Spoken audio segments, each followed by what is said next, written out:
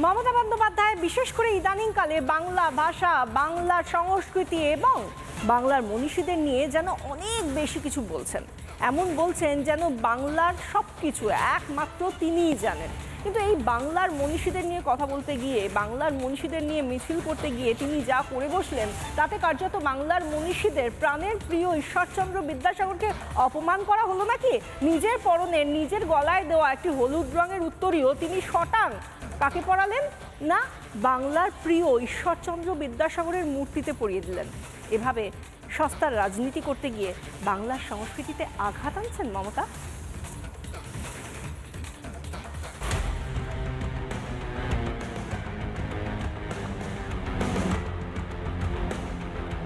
বাংলা ভাষাকে বাঁচানোর দাবিতে বুক আগলে মনীষীদের ছবি, আর সেই ছবি হাতে ঝাড়গ্রামে গটগট করে হাঁটছেন মমতা বন্দ্যোপাধ্যায়। কিন্তু এবার কি নিজের গলার ঘেমো উত্তরীয় বিদ্যাসাগরের মূর্তিতে পরিয়ে দিতে পুলিশকে নির্দেশ দিলেন মমতা? এ কোন মনীষী প্রেম, এ কোন ভাষা প্রেম মুখ্যমন্ত্রীর? সময় নষ্ট না করে সেই ভিডিও সোশ্যাল মিডিয়ায় শুভেন্দু অধিকারী পোস্ট করতেই শোরগোল। নবজাগরণের অগ্রদূত বিদ্যাসাগরের মহোদয়ের নিজের গলার উত্তরীয় বা ওই কাপড় খুলে পরিয়েছে।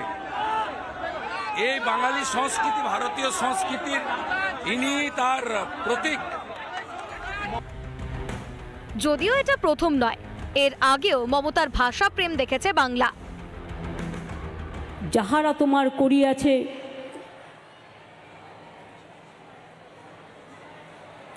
যাহারা তোমার নিভাইছে আলো, যাহারা তোমার বিষাইছে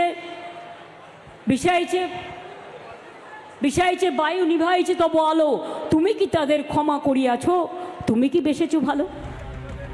শুধু মমতা কেন, 21শে জুলাইয়ের মঞ্চে কবিতার মাত্র 2 লাইন বলতে গিয়ে ফিরাদের কি দশা হয়েছিল মনে পড়ে? নানা ভাষা, নানা মত, নানা অভিধান, বিবিধের মাঝে দেখো মিলন মহান। শুধু কি মন্ত্রী, কুচো নেতারাও কিছু কম যান না। রবীন্দ্রনাথ 2011 সালে জনগণ মন রচনা করেছিলেন। আজকে আমরা রবীন্দ্রনাথ বলেছিলেন, কারার ওই লৌহ কপাট ভেঙে ফেললে লোটা। এসবের পরেও সেই মনীষীদের ছবি হাতে মিছিলে হাঁটা মানায় মমতা বন্দ্যোপাধ্যায়। সমস্ত মনীষীদের ছবির ওপরে মমতা ব্যানার্জির ছবি থাকে এবং তার পা যেখানে শেষ হয় তার নিচে মনীষীর ছবি ছোট্ট করে থাকে। আপনারা দেখুন, যে কোনো আপনাদের আর্কাইভে বা এখনো আজকালের মধ্যে যদি কোনো এরকম বাঙালি মনীষীর জন্মদিন থাকে, একই রকম, এটাই ওদের কালচার।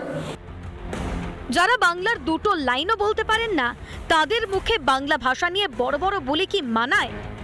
রিপাবলিক বাংলা। নানা ধরনের কন্টেন্ট দেখার জন্য লাইক করুন, শেয়ার করুন আমাদের ফেসবুক পেজ, সাবস্ক্রাইব করুন আমাদের ইউটিউব চ্যানেল। পাশাপাশি অন্যান্য ব্রেকিং নিউজের জন্য অবশ্যই চোখ রাখুন রিপাবলিক বাংলায়।